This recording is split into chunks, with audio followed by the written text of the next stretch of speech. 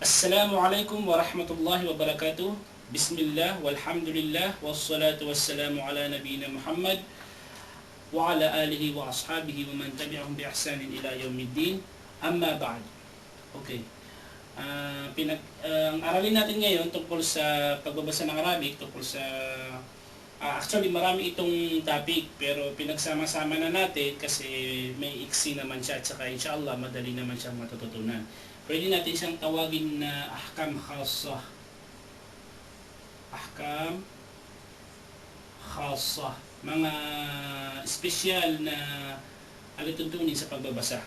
Okay, meron tayo ditong iltika o sakinain, ta'ul marbuta, tuntak wala tuktab, at saka tuktab wala tuntak. Okay. Una yung iltika o sakinain. Ibig sabihin ng iltika o sakinain ay yung pagsasama ng dalawang sakin. Ibig sabihin ng sakin ay yung may sukun. Pag yung dalawang sukun nagsama, paano sila babasahin? Okay, kasi hindi naman natin pwede sabihin manal, wala naman kasi, sa Arabic naman kasi merong fatha, kasra, at saka dhamma karaniwan. Pero wala yung dalawang sakin na babasahin mo ng manal. Halimbawa, meron tayong pinakita sinulat rito na man, tapos ay meron yung al-ustad. So, ang ibig sabihin ng iltika o sakinain ay yung dalawang sakin ay nagkasunod. Ayan, nakita natin yung dalawang sakin. Paano yung babasahin? Babasahin mo ba ng manal, ustad? So, hindi. Yan, automatically, yung unang sukun or sakin ay automatically magiging kasra siya. At yan ay binabasa na mani, manil, ustad. Okay. Sa lahat ng iltika o sakinain, ganyan ang mangyayari inshallah subhanahu wa ta'ala. Okay. Pangalawang halimbawa sa Suratul Ikhlas, meron yung Qul huwallahu ahad, Allahu samad. So, ano saan dito ang ating sinasabi? Okay, so alam naman natin, Qul huwallahu ahadun. Ahadun yun, ahadun. Kung saan, yung tanwin, alam natin na yung isang, dyan, ay meron dyan nun na sukun. Kaya ahadun. Okay, so merong yung tanwin, merong sukun doon na nun, at sinundan dyan ng Allahu samad. Allahu samad kung saan, ayan, Allahu samad. So, paano mo siya babasahin? Meron ding sukun doon sa isang tasdid ng Allah, ng salitang Allahu samad, yung lafdhul jalala. Okay, so meron tasdid dito na, meron ding sukun dito na lam. Sukun na lam. Okay? So, dalawang sukun niya na nagsama. So, paano paraan babasahin yan? Ahadun, tapos isdidiretso mo ng Allah samad kung sakaling gusto mong dire-diretso yung pagbabasa. Babasahin mo ba ng ahadunul? Ahadunul? Hindi. So, mangyayari niyan, yung isa ay magiging kasra. So, babasahin yan ng ahadunillahu samad. Okay? Ahadunillahu samad. Qul huwallahu ahadunillahu samad.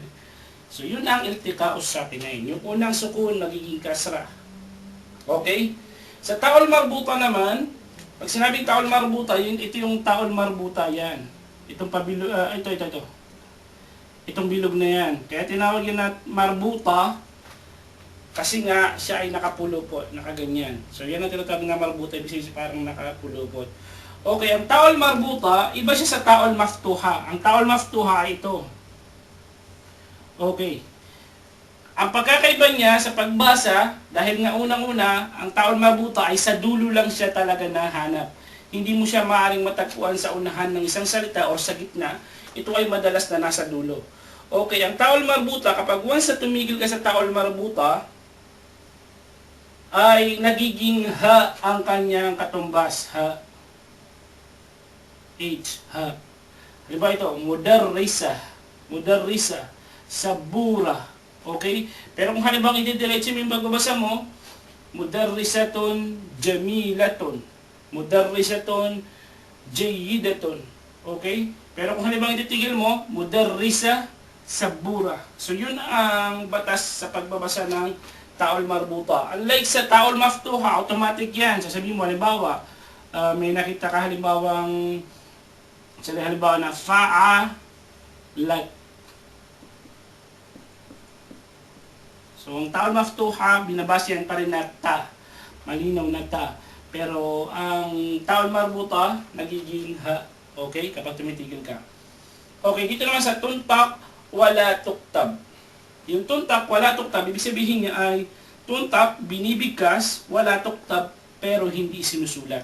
Okay, meron tayong binigay dito na 5 salita, hindi lang naman ito, pero may iba pang mga salita maliban dito. Pero kakaunti lang naman itong tuntak, wala tuktab.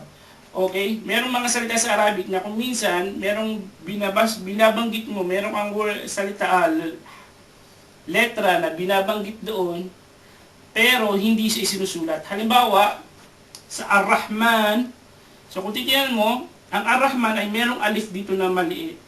Ar-Rahman, pero hindi mo na kailangang isinusulat yan. Ang original niya, kung isusulat mo ay Ar-Rahman, meron niyang alif. Ar-Rahman. Pero, binibigkas mo pa rin yung mad doon na alif, pero hindi mo na sinusulat. So, ang tamang pagsusulat ng Ar-Rahman ay ganyan, Ar-Rahman. So, yung tuntak, binibigkas mo yung alif, wala tuktab, pero hindi mo isinusulat. Okay? Ayan, Ar-Rahman. Ganon din sa hada. Hada. So, yung hada, bakit merong mad sa ha? Meron din alif dyan. Titingnan, ganon yan. Hada. Okay, so, ganon din sa hadhihi. Kung saan, meron talagang alif dito. Hadhihi. Hadhihi. Okay. So, pero binubura yan. Hindi naman sinusulat. Okay? Haula. Ganon siya. Haula. Okay, may alif talaga dyan. Okay, so karaniwan sa tuntak, wala tuktab, ay ang alif na mad ang binabanggit, binibigkas pero hindi sinusulat. Okay, ganun din sa naman sa tuktab, wala tuntak kung saan isinusulat at hindi binibigkas. Okay, nagbili tayo ng 2 halimbawa, pero actually kakaunti lang din ito. Wala pa yatang 10 ang tuntak, tuktab, wala tuntak, at saka tuntak, wala tuktab, wallahu alam. Pero halimbawa nito ay ana. Ana. Ang ana, totoong may mad dyan na alif, may nakasulat pala na alif dyan, na sukun, pero hindi yan binibigkas. Nasasabi mo nung ana, hindi. Yan ay binabasa na ana. Okay? Parang ganito lang na ana. Ang pagbigas niyan, ana. Although sinusulat siya, kaya nga tuktab, sinusulat, wala tuntak pero hindi binibigkas. Okay? Ana. Ulaika. Sa ulaika, meron dyan tuktab, wala tuntak. Yung wow. So, may wow dyan. Although nakikita natin yung wow, pero hindi mo babasahin ng u na mad. Hindi.